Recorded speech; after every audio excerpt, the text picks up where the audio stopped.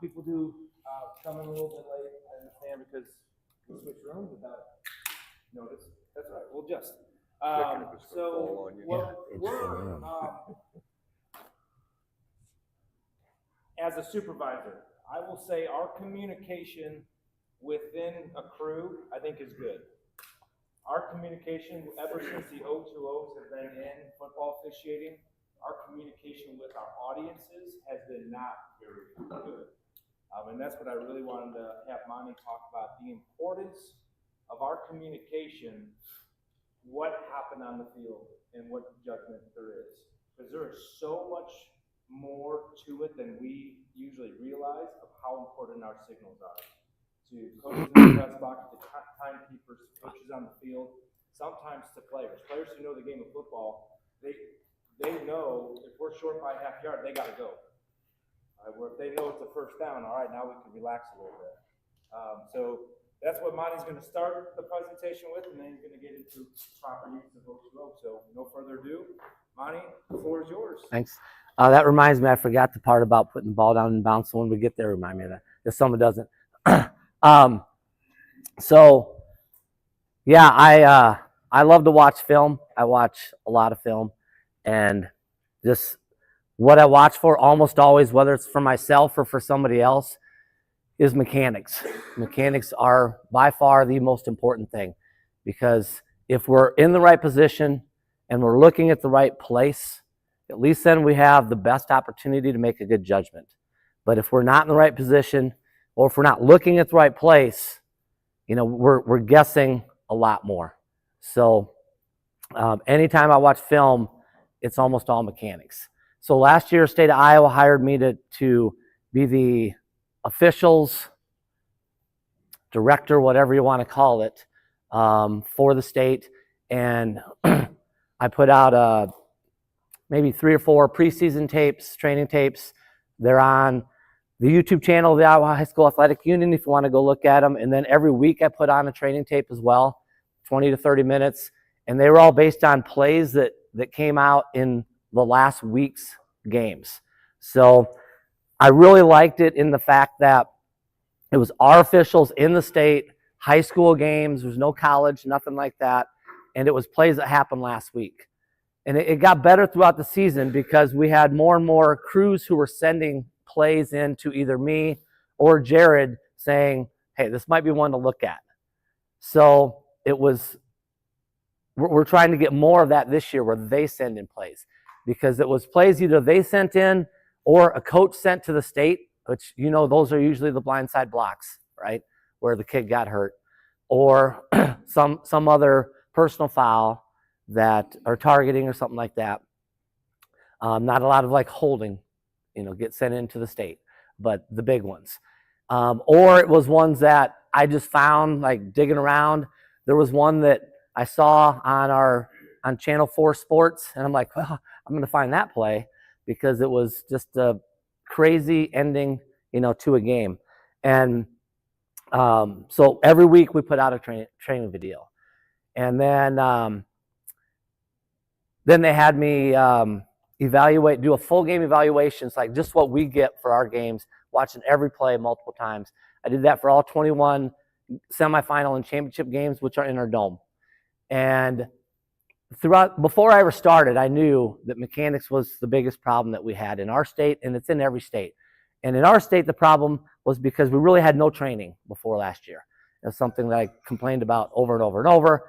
And it went well last year. I'm sure it's going to go better this year. We got some feedback and so on. We also made some mechanic changes with, we do things different on free kicks, which a handful of other states do. We have a flat triangle or a flat on the goal line if they kick it deep with our H and our L back there. So they're officiating the game like they normally do, trailing up the sideline. We have our back judge and our umpire come onto the field, kind of like in college. And we think that everybody's in better position in officiating the game on a kickoff play like they do every other play. So we also made a mechanic change on the punt of where we put our back judge.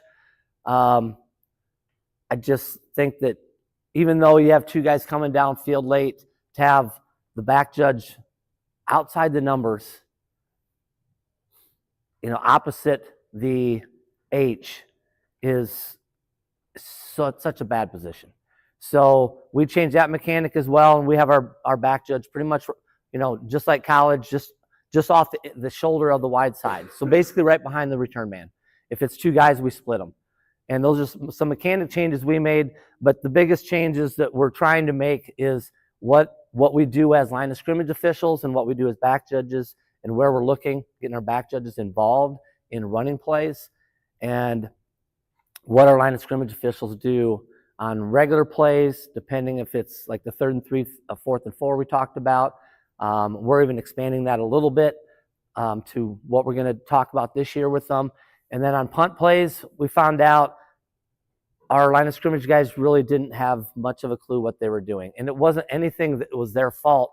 The old mechanics book, and by the way, the brand new one's out, and it's a lot better. It's a lot better. But the old mechanics book hadn't changed forever. I mean, last year's mechanic book had the back judge 15 to 20 yards, which is what it started when they wrote it in, 18 whatever, So none of that stuff had changed. So we're trying to evolve as a state with the game, but we're really trying to get people involved and understanding what we got to do mechanically. So one little ploy, one thing I did after that was over is I decided I really like training. I love going to clinics. I like helping out officials and just giving back to people that, I had so many people help me along the way, and I still do. So after that, started kind of a little side gig where I do training for either individuals or crews via Zoom. And about a dozen of you in this room have either done it or are coming up to do it here in the near future.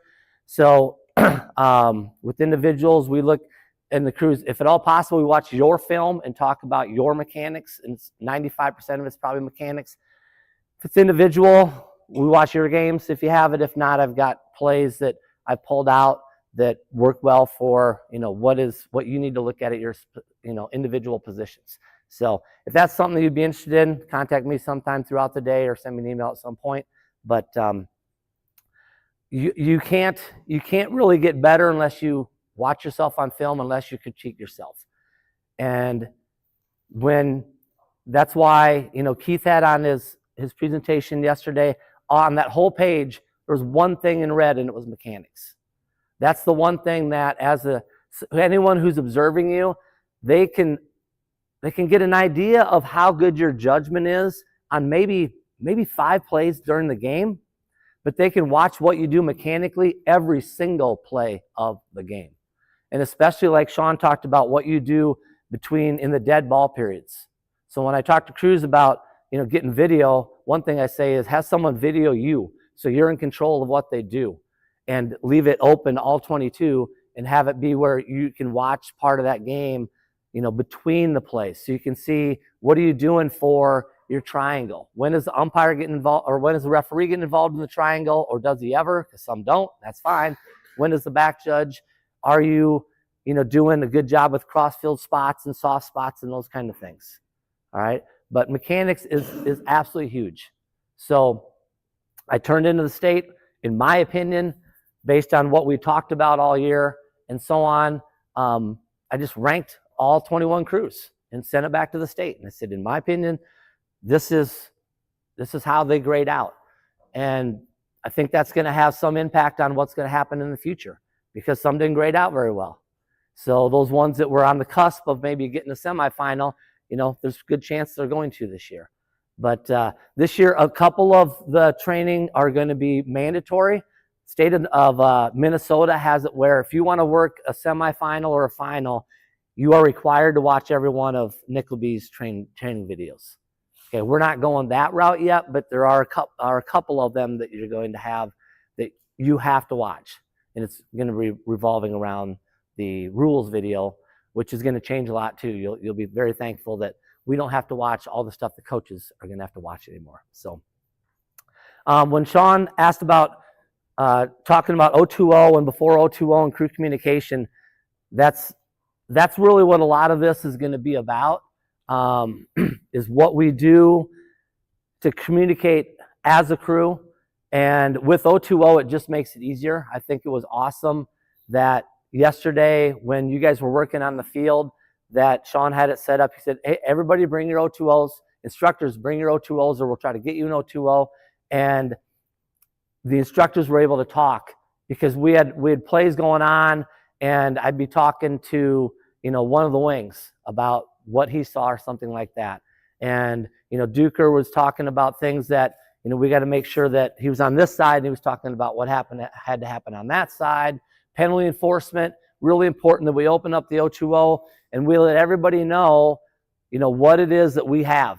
And the worst offenders of that are our referees and umpire. And I work referee as well sometimes because, you're talking about it and you know what you got, but the wings need to know what you got because they need to relay it to that coach. So we're not in that same classroom. If we were, I was going to have you kind of sit in kind of groups like Aaron had you do. But I am going to have a little bit of what you're going to have to do. Oops.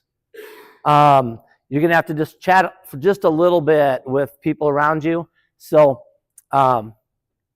first thing here is signals without the O2O. That's what the whole thing is about. But the very first one is, what does our under 2 tell us? And most of this is geared towards college, but there's some high school stuff. But this is obviously college. So this one you got literally 1 minute. But try to think about everything that you know that we think of when we get under 2. All those reminders that we have each other. And the signals we use if we don't have O2O, if there is a signal for it. Okay, so you just got about literally 30 seconds to a minute. You can just talk with people around you real quick.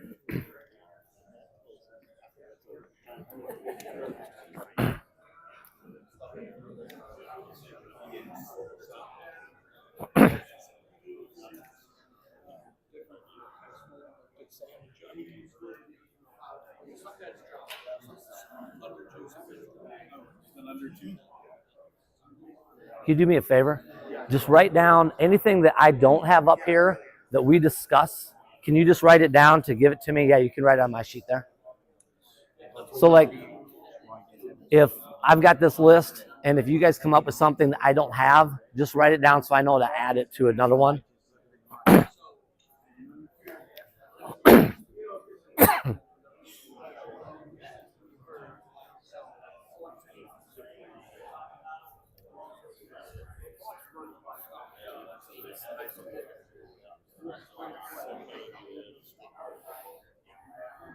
All right, let's bring it back.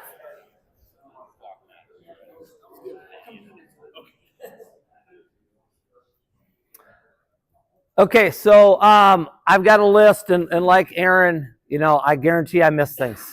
So that's why you're all here too, so I can add to this and hopefully get them all. Okay, but let's just go through and talk about some of them here. So first thing, one thing I should say is that the clock's going to stop on first downs through the player by penalty until they're ready for play, and that's under 2 in college with the new rule last year. And props to the line of scrimmage guys, college line of scrimmage guys last year.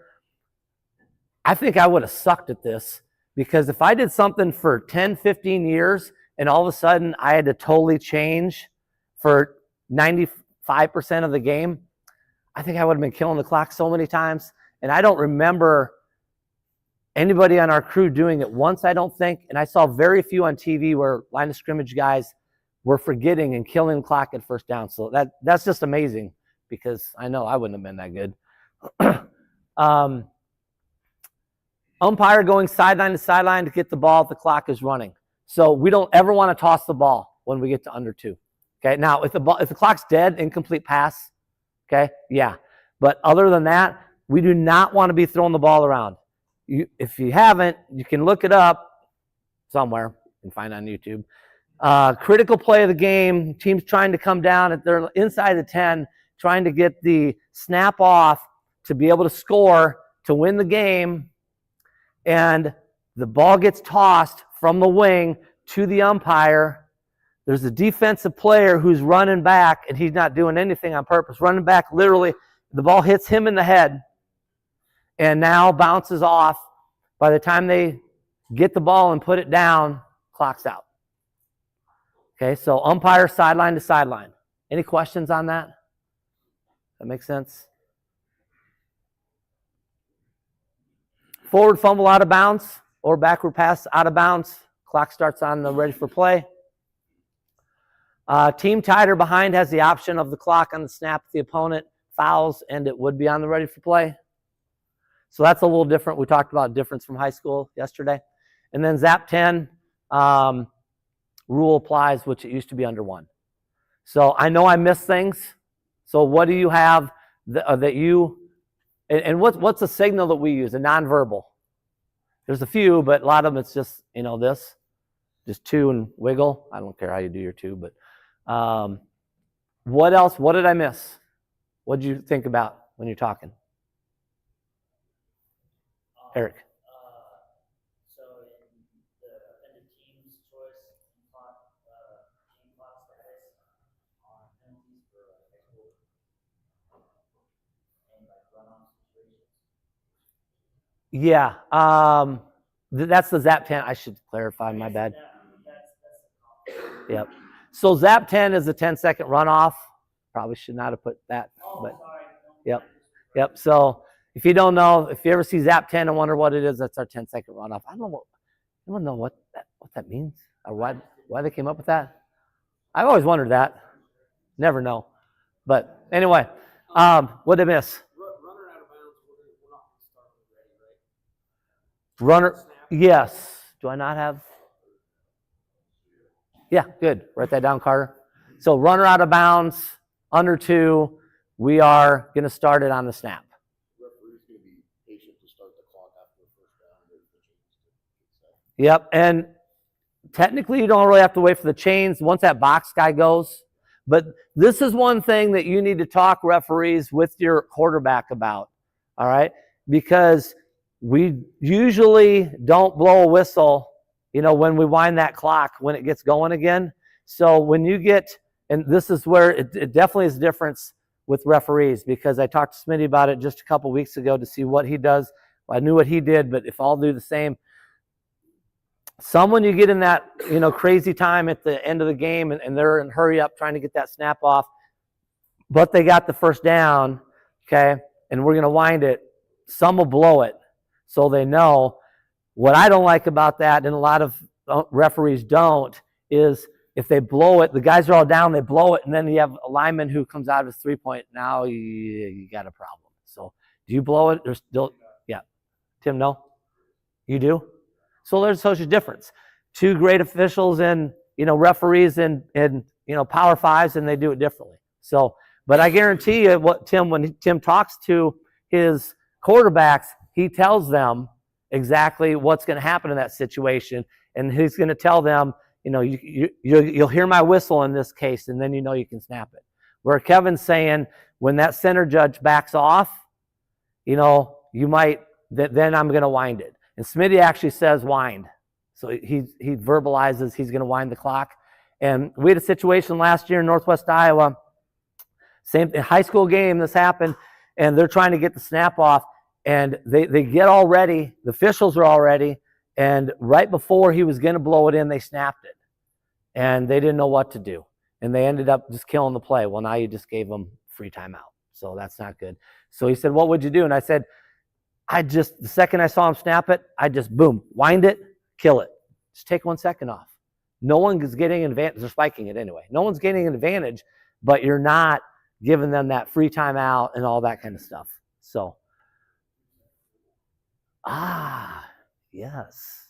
So, want to explain the 3-second rule? So if the clock's running, there has to be at least 3 seconds on the clock. The clock the ball to the Yep. If it's 2 or 1, they can't get another play. Yep. Okay. So if we're killing the clock for that first down and then we're going to wind it, if that clock says 3, they can legally snap it, ground it. If that clock's at 2, by rule, they cannot do that. So if they do that, that game's going to be over. And the referee's going to make an announcement. By rule, we cannot snap the ball and stop the clock at less than 2 seconds, game over. So that's another thing that the referee is going to make sure he communicates with the coach. They don't have that rule. Correct me if I'm wrong. Yeah. So then it's your judgment of, did they get, and it doesn't mean that if they're at 3, they will get another play. It means they may get another play if they execute it properly, which they definitely can get a snap and a spike in, 3 seconds. Anything else I missed? Yes, Marcus. So Ford fumble out of bounds. So it's a short wing like killing it for momentarily, and then once the umpire says it, like that. I believe it's like the out of bounds during the full rest of the game where, yeah, you're going to wind it. And how long you wait is totally dependent on the crews. I mean, we got a couple guys that ball's out of bounds and it's 1,001 and boom, they're winding. And then we have other ones that they talked about yesterday when that ball's being relayed to the center judge or to the umpire, that's when they wind it. You know, some are quicker than others. Some are lightning quick. Game gets out of hand, you become quicker yet.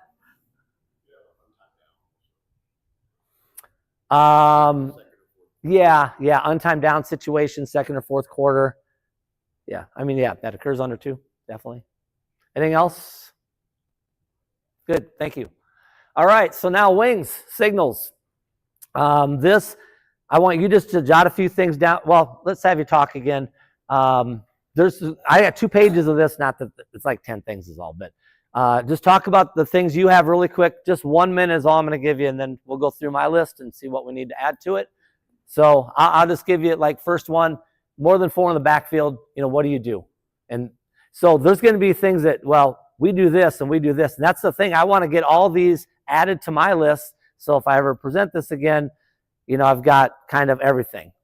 So non-verbally, what do you do? This is not O2O. This is the non-verbals of, you know, touching your hat or whatever it is you do. So go through your list of everything that wings do to communicate to each other or to a referee. Okay, you got 1 minute is all.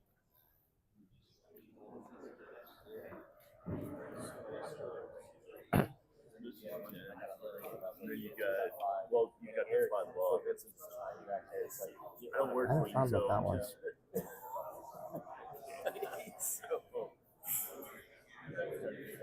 Like in high school, sometimes I'll tip my cap if I've got like an unbalanced formation. See, that's one that I got, yep. But there's different things. Yeah, that's what I want to get is what are all these different nonverbals that we use? Sometimes if I go like this, especially if I'm the deep man, I'm like, we've got 12. That's your recount? You better be. Yeah. You better count quick. We got 10. So what about like on the line, off the line? So in high school punch back. Only off? Because some do both, which not many do anymore. But I know it used to be people punch both ways, and some people don't know any difference. They do that too. But right. When I'm a working age, I pat my leg when he's on his line. Just to let him know. Say, hey, here's my line because we don't know. Right. Yeah. I tell him that means you're good. Right. That means you're on. If I'm doing this, Yeah. That means back up or. That's a good one to mention. I mean, it's not a nonverbal, but yeah, making them legal. Yes. So when we get at some point when you kind of see that might be the point to talk about it, bring that up. If you would, please. All right, let's bring it back.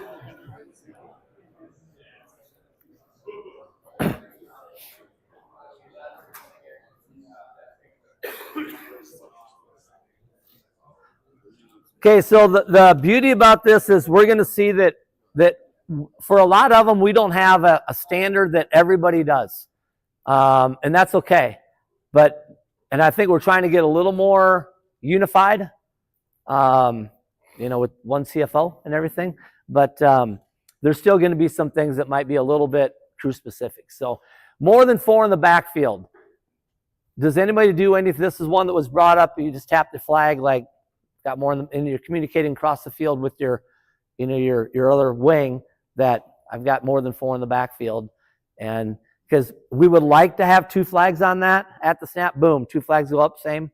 I think that's how most do it. I don't know. Do you guys just have your one guy take care of it? You have it. Okay. You're big boy. Okay. And that's a big part is we talk about, take care of your side of the line of scrimmage. So if your side of the line of scrimmage is the one that has that guy who's off, who should be on, and you normally know who that is, then just him. So. I know you said yesterday that they stopped punching. Yep. So how was the one thing supposed to know on the other side if that guy's That's going to be O2O. Do that. Yep. So that's going to be, you know, my slot's covered. Why do you need to know if the other guy on the other side, would you have a partner over there? We're talking high school. Yeah. Oh, so, Count- well, that too. But what Kevin's getting at is take care of your side of the line of scrimmage. So if your guy is the guy who's a little too far back that makes it 5 in the backfield and you're the H, you add the flag saying he is the reason I've got 5 in the backfield. And if it's the L and it's on the other side, you don't have to flag it. So that's what he's saying, the reason why. But Don't make it harder than it is. We don't want game stoppages or something that, I mean, make it clear. Or put them wherever they're supposed to be. yeah, that's a huge point. We were talking about that up here. He said blade of grass. So can you explain the blade of grass theory? Basically, if you have someone kind of blade of grass, basically you want to try to make him legal at the snap where you don't have to throw the penalty for illegal formation. Especially first time. Okay? One of Smitty's biggest lines, Larry Smith, pardon my French, don't let 5-yard penalties fuck up our game. He says it every game. Every game. The bigger the game, the more he says it. So we're technically supposed to like warn for being not on the line of scrimmage one time and then it's supposed to be a flag. When it's a bigger game, he's like, no, you fucking warn them 2 or 3 times. Unless you can't, you warn them. We do not. They're just game interrupters. Okay? So the advantage of one flag is one flag means we've got kill the clock. We've got your preliminary signal, O2O. 2 flags, we had this yesterday, 2 flags, the officials got to get together and make sure they have the same thing before you can report it to the referee. So, you know, with only 1 flag, you can expedite the penalty enforcement much, much faster. Half the distance. So this, if we're going to go half the distance on a penalty enforcement, so some will go here. I've seen this as well. What else do you guys do? Here, okay, here. So it's not a really set one, but let's see. Double stakes, you know, forearms crossed here. Some will do this. Anything else you do for double stakes? This without O2O. Okay. 4th down fumble rule. We know we're doing this, and that's only in college. High school, what do you do this for? Snapper protection. Okay. Ball made to the line of scrimmage for intentional grounding purposes, just pointing out. Receiver in the area for intentional grounding purposes, you point at that receiver. Anything else intentional grounding wise? Wings? We talked about this one yesterday. In college, we're not going to punch off. Sean, are you doing that? Okay. So that's going to have to be O2O. Unbalanced line to my side. The ones that I've came up with is some guys will put, like, it's, you know, this is our offense over here, and they're going that way. They'll build a cap. Hand on the cheeks, another one I've seen. Anything else you guys do? Last one I've got for the wings is clock killer play. So under 2 minutes, 2nd or 4th, 4th down play in college, any 4th down play in high school, you know, just bumping the fists. You shoot anything different? Okay. The one I forgot, which is ironically, I forgot it because it was the first thing that Sean said, you know, and when we were talking about what some examples are, and he goes, well, when, you know, like how the play ends up close to out of bounds, the wing should put that ball, you know, definitely in the field of play by like a yard, or definitely in the middle or back of the white. So the coach knows that we're not going to start that clock on the ready, or we're going to start it on the ready. So what did I miss? What did I not? This is wings. Anybody? Spotting the ball. As far as you just, yeah, okay. Substitutions. Yeah, the wing and the deep wing will come with substitution mechanic. Good.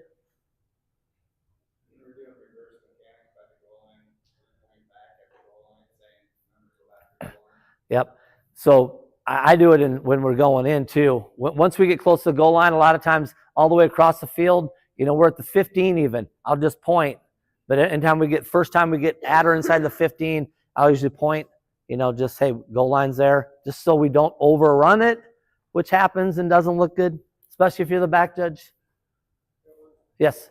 If you have a pass that's close to the line of scrimmage and you have guys blocking downfield, if it's behind the line, do you point behind the line? If the pass is first touched behind the line.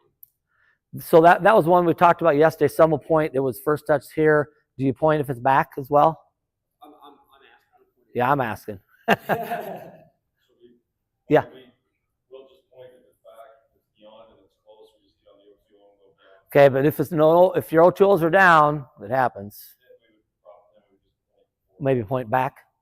just point to the ground forward, and then probably point, and then have to point if it's beyond, have to point forward too. Point back, point forward, but if the O2Os are on, we just say beyond. Right. Yep. Tim. 5 will. Yes. So you want to explain that, Tim? How did I not have that on there? So it's bigger communication with the referee, and you should do it both in cross Yep. and verbally. You see what's going on working. That ever happened. But that's an indication to the referee that stay down marker is in front of the tape and our chains. So we have a discussion. We don't need a 5 mil, it's 32. Right. Pretty obvious then. The tricky one is when you get half the distance. 5 should be half the distance one. So you have to think in there too. There's line of scrimmage guys are all thinking that. So let's see. Yep. So we talk about short 5, is another term for that. Carter, write that down. Yep, letting your chains know. And there's such a variety of things there. A lot of guys will just go here. Some guys will go here, moving them. Whatever you do, you communicate that, pregame with your chain crew that you're going to be moving them along. Okay. Anything else for shorts? Yeah, that's the same thing. Yeah, some guys will do this. There's so many different things people do. Short wings, anything I missed? I mean, that communication also goes to your referee, so they know it's the first down. Right. Yep. So deep signals, same thing. I'm going to give you 30 seconds this time just to think about them. You don't have to talk. You can talk if you want, but 30 seconds, just think about all the different ones and we'll see what I miss.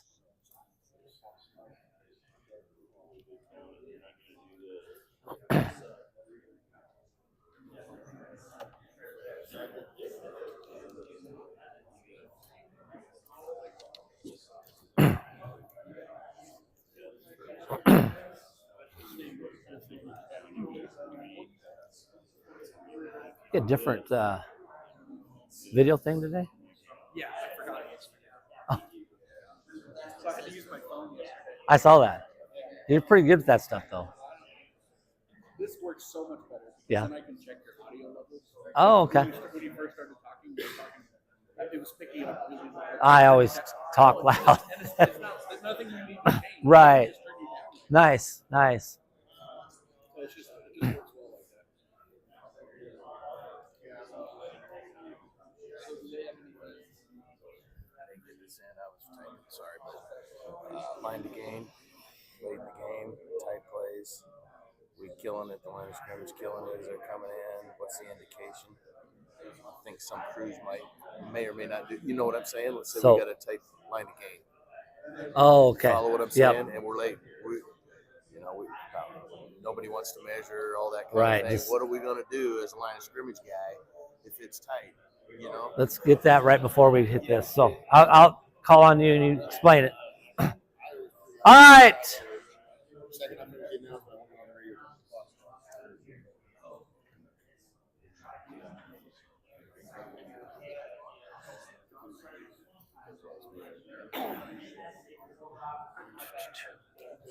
Okay, before we go to deeps, Pazzy's got one that he was typing on his computer, so he's got one for the short wings that we didn't talk about. So Pazzi.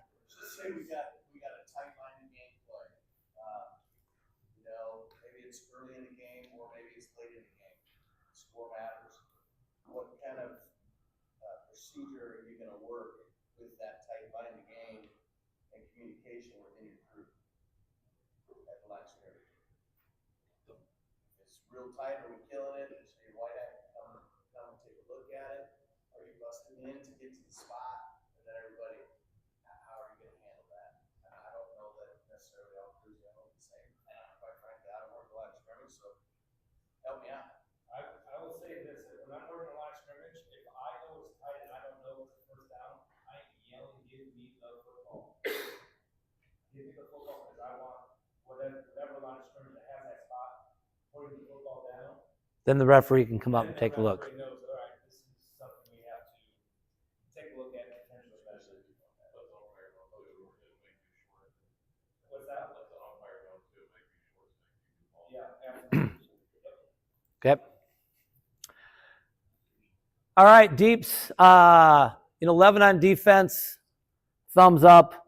I see it. Back judges were asking me yesterday, what do you do? Do you go here and then drop that?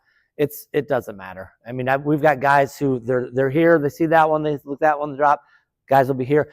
The positioning is what I'm talking about. Is if you're a deep wing, okay, and your back judge is right there, and you go like this, it's a lot harder to see. So have it out in front of you if you're a deep guy.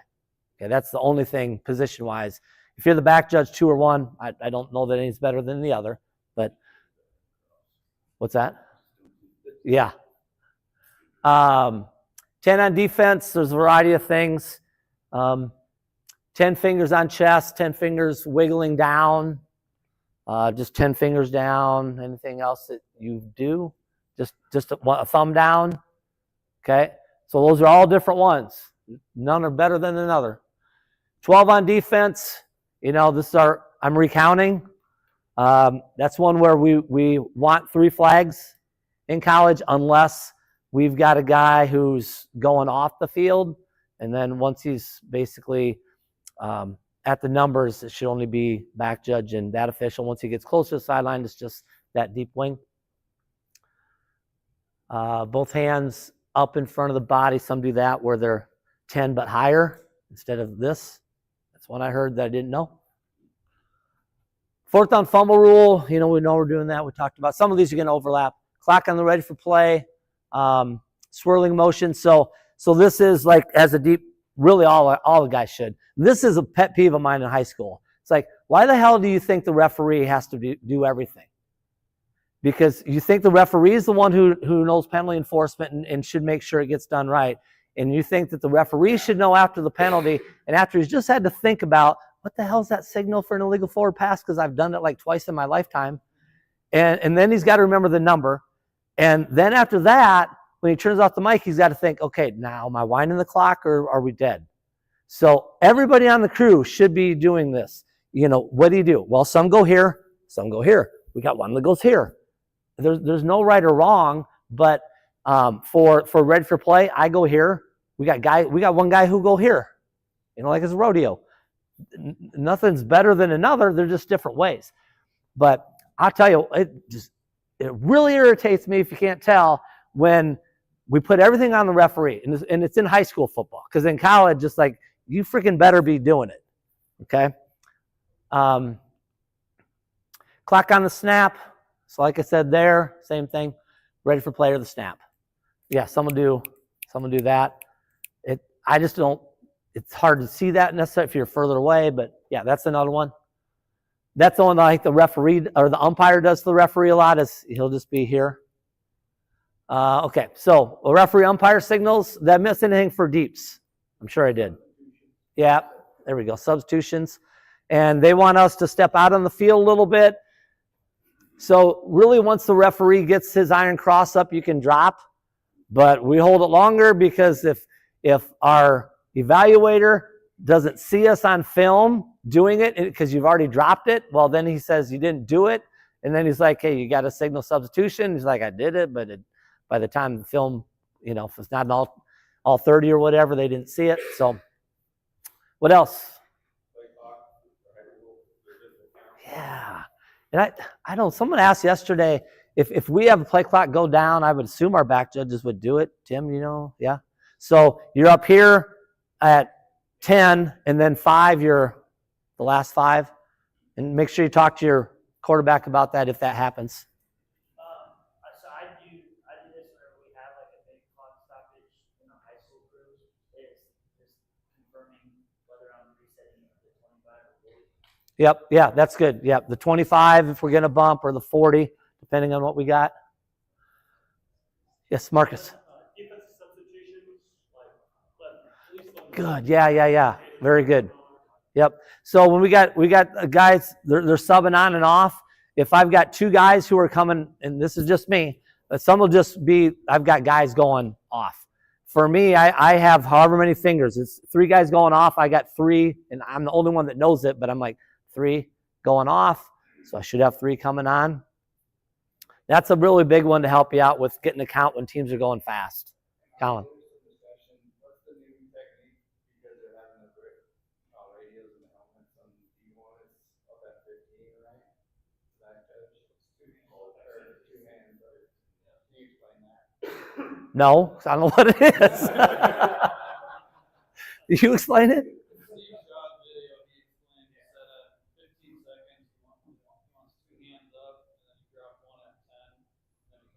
Oh, so this is if we don't have a play clock. Okay. Because that shuts off the player community. Okay. I watched the video, but that did not register at all, I guess. Okay. Right. Yeah, only if the play clock is off. Thank God, because our back judges would hate that. All right, anything else with deeps? Referee, umpire. What time are we? We're just going to go with this one. You can tell me what I missed. Think about it. Okay, referee, umpire. 11 on offense. You're just right here with your umpire. 10 on defense. We talked about this one. 12 on defense. Talked about that one. 4th down fumble. We talked about that one. So moving the center judge onto the ball, iron cross. Moving the center judge off the ball. This varies a lot. We've got guys who they'll be iron cross and then they'll point and kind of go like that. We got guys that they just drop it and they go. So, Kevin, you do what? I do both. Yeah, Tim? What do you do to get the center judge off? Do you just drop or do you point him off? Okay. No right or wrong. It's just what we do. The last one I got is clock on the snapper ready for play, which we've kind of already talked about. So what did I miss with referee stuff? Great point. Umpires, and we do high school, I see this a lot where the guy crosses the goal line, the umpire, boom, he'll do this. That's an old mechanic for high school. He's saying, I've got the ball across. They don't want us doing that. They just want the umpire coming in and pinning the ball, basically holding the ball down where it's at. The guys can come in and they can see, do we have a touchdown or do we not have a touchdown? Now, if that ball if he's trying to pin it and that guy takes the ball and pushes it up, well, then he's going to have to verbalize with the guys that ball was not in the end zone, and when they're coming in, he pushed it after the fact type thing. So, good. Thank you. Referee, umpire, more.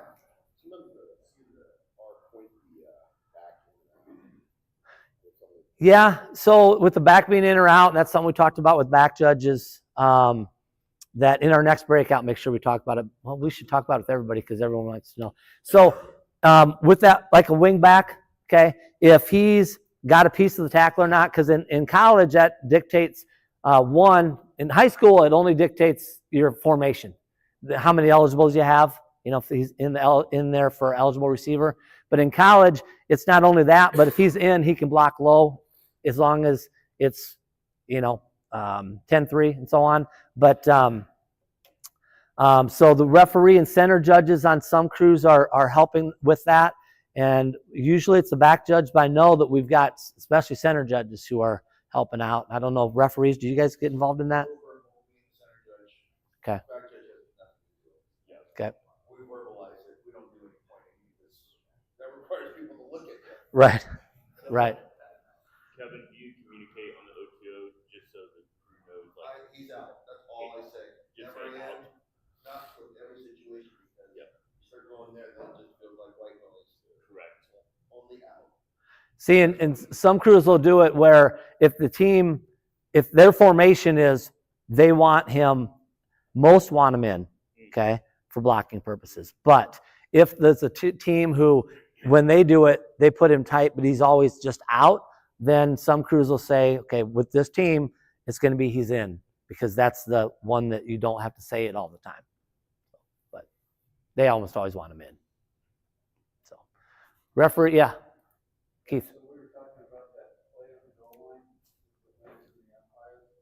So I had this articulated to me pretty good recently. So as an umpire now, what I'm going to look for, I'm going to tell my wings, if you have them short, get your hand up. Oh, yeah. If you have a touchdown, you got this. If you got nothing, that means you don't have a clue. But it's still their job to find the football. But as an umpire, what I can do is I can hold the ball, or I can say I've got a ball right here, or when they come in, figure out your communication with them. But as an umpire, you're not going to get a signal with them. Right.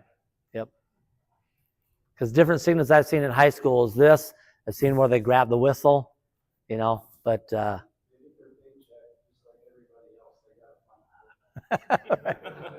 Brad. Going back to the deep wings and referees, if you have pass interference, I'm trying to get my guys kind of crank this out of deep. If you have pass interference less than 15 to 3, I like seeing pass interference defense at a point, so I know I can start in my mind where I know it's a spot foul. If I got pass interference defense, it's not plus 15, so no 15 from previous one. That helps us speed things up. So that's without O2O, obviously.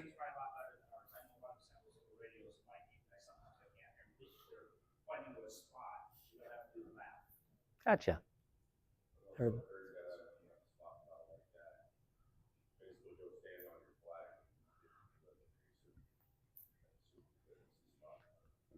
Yep, you definitely want to get your flag moved before you get on your O2O and report to your referee what you got. Anything else, referee, umpire? All right, with the O2Os, things you might do, this is with them. I just warned 77, get up on the line of scrimmage, and I'm on this sideline, and that team's on the other sideline. So tell the coach I just warned 77. Very important you not only, let 77 know, you tell the coach so he knows. They get no more warnings. Unless it's a big game and you warn them 3 times. But deep or short wings, this is just, hey, on that route, did you switch? So it's really important that we get on the same page. And that's one thing I talk with crews a lot about is making sure we're looking. We have to really think to really be good in high school with only 5 guys out there. It's such a more difficult job. You got to be thinking about what your other officials are probably looking at on this play to make sure that if there's 2 or 3 blockers there, that we don't have 3 sets of eyes on one block, and we know who should be watching that block versus this block versus this block. It's probably more important than in high school even. But you got to think about that. And mechanically, that's, thinking about who's officiating kind of more inside out, who's officiating outside in, that the, umpires looking more backside and so on. Okay. Behind or beyond, we talked about that, what the short wing can do on that. And then, the pointing. Short wings, you guys can help the deeps a lot. It's really difficult as a deep wing, at least for me. When I got that DPI that's between like 12 and 18 yards to know if it's a spot foul, if it's a full 15. And a few years ago, I was working with Rudy Stud, and he's like, Monte, anytime you have a flag for DPI, he said, I might not have a flag, but I'm going to know that that's what your flag is. I might be getting to it late, but I don't know that's what your flag is. And if it's close in there, I'll just get on and say, Monte, that's going to be a spot, or Monte, that's going to be a full 15. Because he's on the line of scrimmage, and he knows where the line of scrimmage is, and he knows where the foul occurred, and he sees where my flag is. So before I even get on, he was telling me if it's a full 15 or a spot. Absolutely loved it. So I try to get my short wing I work with to do the same thing. And some do, some don't, but it's a great help to the deep wings. This play is hot for replay. There's a lot of different things we say, but just letting them know, as an official, I'm like, yeah, you're going to want to look at this one. And then we have our umpires, center judges, try to slow down just a little bit if we can. Scores confirmed for replay. You know, that's kind of with the green vest too, who's out and letting us know here or there. But so anything else that you use the actual O2O for? Instead, this will be, you know, this would be verbal over the O2O. That maybe it's more difficult without it. We can do it, but it's a little more difficult, especially if it's really loud. Some. I was just thinking, looking at the bullets up there, that 4 out of 5 of those are dead ball. Is that behind or beyond one? It seems mentally more challenging for me to get in the O2O for a line ball. Yeah, and there's some guys that point flat out say they just don't like doing it, or it is difficult for them. It just makes things better instead of throwing a flag and picking it up or throwing a really late flag. But as a deep guy, I love it. But I also want to be good enough that I know, I already know I've got the blocking, you know, and I want to be good enough that I know if it's first touch beyond. But if it's really tight, we also got it kind of good in that we can say there is no foul for offensive pass interference because the ball was first touched behind, and then they can look at it.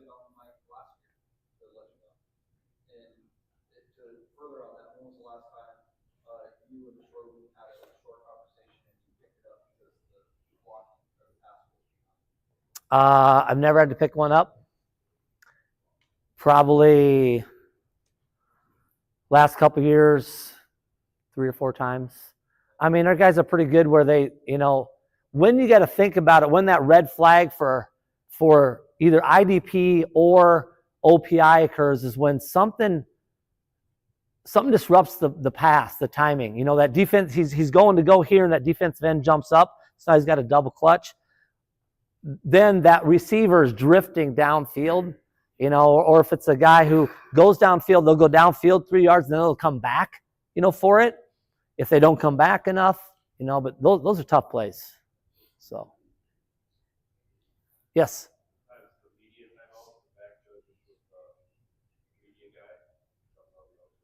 Yeah. Yep. We got 30 left. Yep. Yeah. Good. Yeah. A lot of stuff like that. You know, hey, did you see what happened on that one? Yeah, that's good. Eric? In high school, when we have like a double stick situation, and, you know, Right. You can verbalize that. if it's kind of a play that they are gonna try to go for it.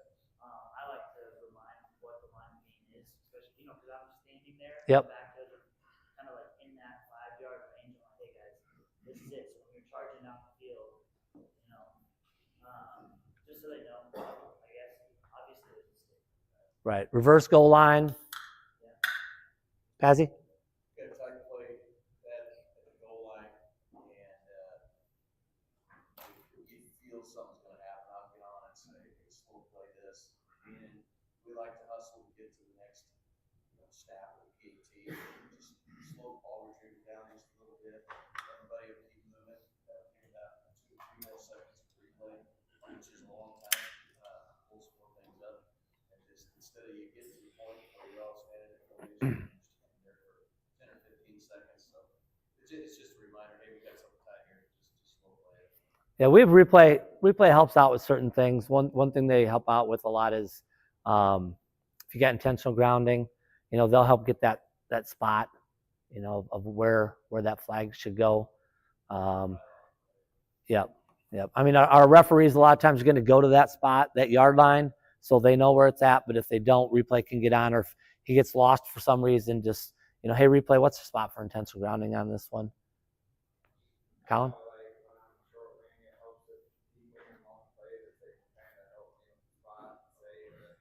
Oh, yeah.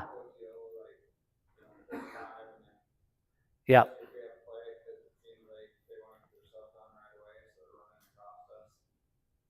Yeah, so you got like 70-yard pass or run, whatever, you know, where that guy goes out of bounds or where he gets tackled, that short wing might be quite a ways back, you know, coming up, and just get on and say 18, you know, and then he knows he's coming up to 18, he's squaring it off. It looks beautiful. Mike?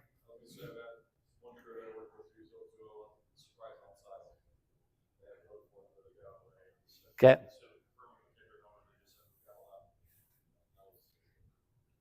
Confirming the kicker number, that's a good one that we don't have is, they'll get to the sideline, and this is not all crews, but they'll get to the sideline, they'll say, number 15 is ready to kick. That way, if we have a KOB, the referee knows it's 15, it's going to be in his mind. Yeah. Yeah. Auto subs, very good, very good. And that's one where those are just hard to remember. So anybody, even the opposite deep wing, can get on. If nobody does, just get on the, hey, we got auto sub here. So can you explain auto sub to make? Yeah, late subs. Yeah, very good. Can you explain auto sub so everybody knows? Okay. Yeah. Anywhere close to their team box. So even if they get within 2-3 yards from out of bounds, because the team's looking across the field and they make their defensive substitutions and of what they're going to do, if they're going to be in nickel or dime or goal line, whatever the case may be, they look at that by the personnel they come in. So if you've got a whole bunch of guys over there close to the team bench area, they don't know necessarily if that guy was in the previous play or not. So it's just auto sub, and yeah, we get on the O2O and as a reminder of that, because that's one that's tough to forget to remember sometimes. Tom? Field goal or PAT are ways to identify who the eligibles are on their end. Okay. If they're using numbering exceptions, you have to know that. Right. Yep. Kind of with that, I always place kick, or obviously fun. I just remind balls flag so they don't, especially like a base game for high school, they don't get that misconstrued with a try. Good. Yep. And it's very individual based. I mean, some referees are like, I don't like the O2O. We're not going to use them very much. And some are like, they use them a lot. So it's what your crew likes. There's a lot of individuality to that. If that's a word. Back in high school, I always communicate where I'm at goal line or end line with my wings. At least, I'm saying, like, hey guys, I am now back on the goal end line. So, yeah, so the goal line is 100% them. Right. But I'm either on the goal line, hey, it's your goal line, I'm on your line. Yep. Just so that we know coverage gap there. That was it. Good. Anything else? Yes, Paul. I said this one, but that I would communicate, 5 gives us 1. Yep. So that we just know if we got a false start. right. So that's an O2O one where we talked about the nonverbal, but the short 5. But 5 will get us 1. Some will say short 5. But We communicate like if somebody loses their helmet off, they'll get on and say like 77 gonna go out or something. or injury. Yeah. So Good. everybody knows that player has to be off the field for losing the helmet or whatever. This case would be long way down and killed or something. Yep. I use it to help my deep guys. Ball goes out of bounds in the air. I'll say, Patty, I got you. It kind of takes the stress off of those guys thinking about where the pass is or where the puck went out of bounds. Secondly, letting my deep guys know if the kicker or the punter is coming out onto the field. Yes. Yes. Thank you. And then here's the kicker on the field, and it sends you guys scrambling. Yeah, we're running like hell, and yeah. Some will say kicker on the field. Some will say T on the field. But yeah, that's a good one. Thank you. And as a team, to add to Kevin, they got enough on their plate. You should have the research done prior to that week and know what your kicker's numbers are, because the availability, that stuff's out there. Yep. I have on a card, kicker, punter, snapper, and holder. So I know all the numbers of those that are scheduled in the 1 and 2. Just look at it for them.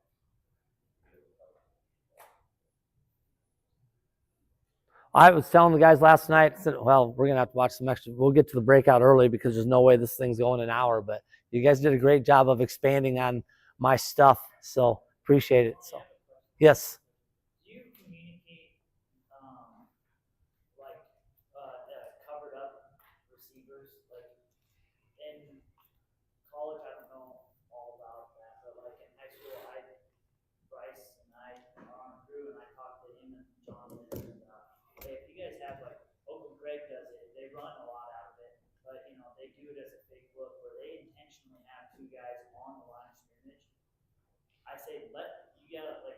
you see that, if you see it, let me know, hey, that guy is ineligible, just so that we have our Right. coverage right, or that umpire knows that that's an ineligible receiver.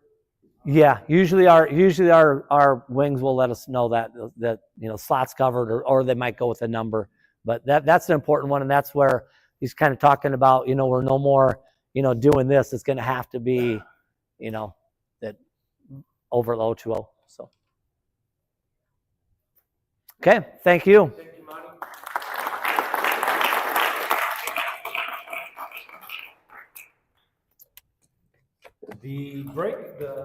The next section is